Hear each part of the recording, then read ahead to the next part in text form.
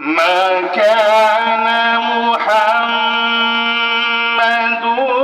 أبا أحد من رجالكم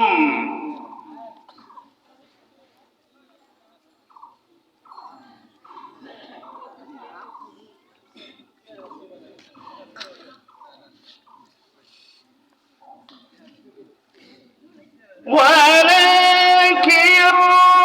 رسول الله وخاتم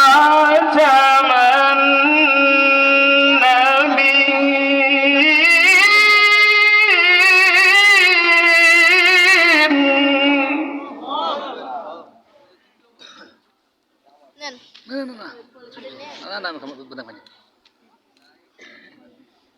وكان الله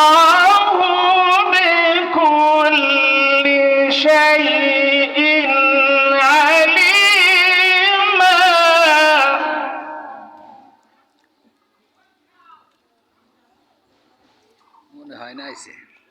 الله